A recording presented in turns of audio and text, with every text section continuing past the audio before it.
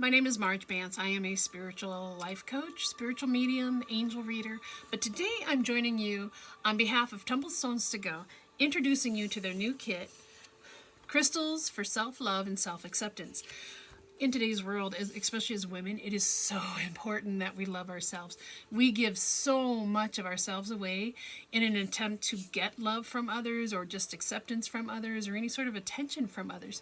So we tend to give so much that it's almost like we prostitute ourselves, our own well-being, for the sake of others or for the sake of love from others. So today what we'd like to do is we'd like to introduce you to stones that help you clear out past traumas so that you truly can love yourself exactly the way you are.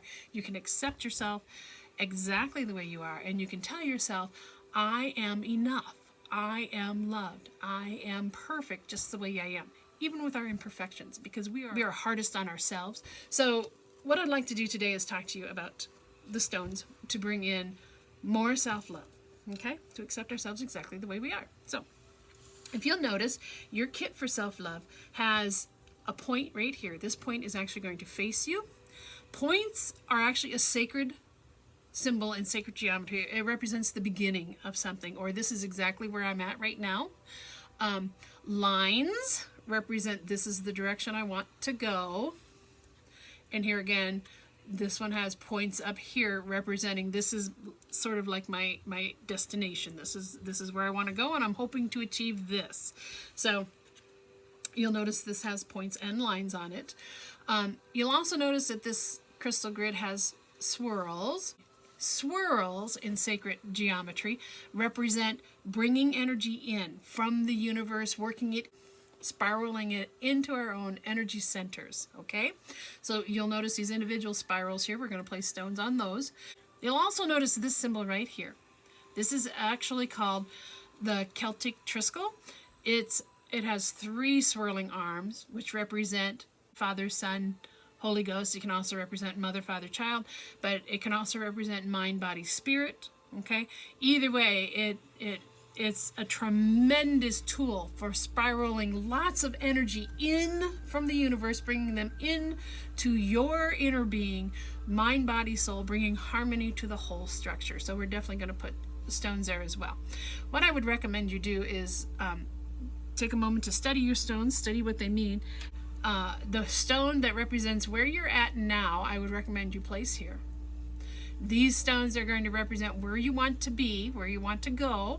What's your destination? These represent qualities that you want to bring in, and this is whichever stone you feel is the most powerful, whichever stone you feel is going to generate the most for you, you can place right here. Now, chances are you have stones at home that you can place on here. That's fine. If you have stones that speak to you and you already resonate with their qualities, that's fantastic. This grid is perfect for that. But I'm going to concentrate on the stones that are listed on the other side, simply because these stones are not quite as well known. So it could be nice to have those in your repertoire. Okay, so if you would, take your crystal grid and place it so that the point is facing you. Rhodochrosite actually promotes self-love. It helps to release childhood traumas and reconnects you with your own self-worth. I am worthy, I am enough, I am good just the way I am. Growing up, we get a lot of verbiage that we take on as a tape recorder in our mind that tells us all the things that are wrong with us. We tend to not recognize those things that are okay with us, that we are enough just the way we are. We are perfect just the way we are. So rhodochrosite kind of helps to erase that inner tape, ease the pains of childhood trauma, and gives you a blank slate to start with. So I would recommend rhodochrosite down here at the first point. The next stone I'd recommend is rhodonite. Rhodonite is actually another pink stone, beautiful shade of pink with flecks of black in it, okay? I'm going to put that on this outer swirl so that it draws these energies in to help me deal with past traumas and release those past traumas. Rhodonite is actually the stone of self-love. It balances the emotions of a situation. It balances your emotions without passing judgment on anybody or anything that was involved in certain situations. Rhodonite also helps you reach your fullest potential. Okay, so that one is going to go on the swirl. The stone that's going to go on the other swirl, the swirl on the opposite side, is actually going to be rose quartz. Rose quartz is another pink stone, only it has a little bit of clear to it. Quartz is an amazing stone because what it does is it absorbs negative energies, or it absorbs energies that aren't supposed to be in your frequency, and it changes them into healing energies.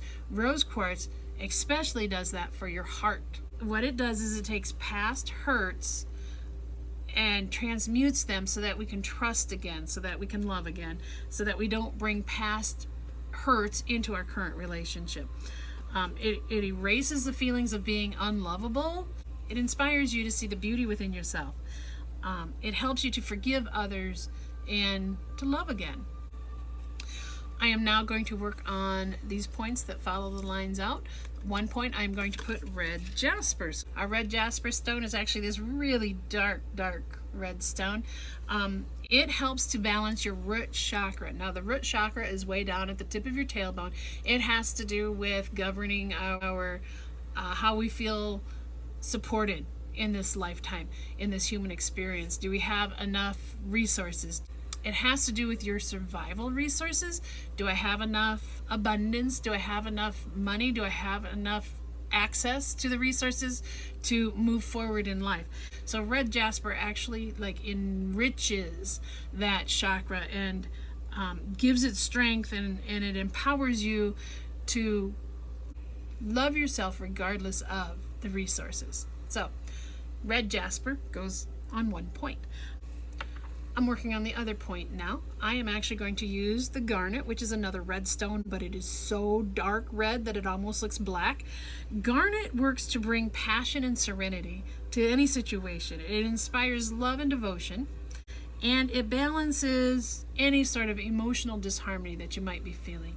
It can actually bring balance to your sex drive too. So if you are low in your libido, or you are in a relationship where somebody is high in their libido, this will balance it and bring it into more of a perspective of love driving the sexual components of your relationship. It opens up your heart chakra and helps you with self-confidence as well. So garnet.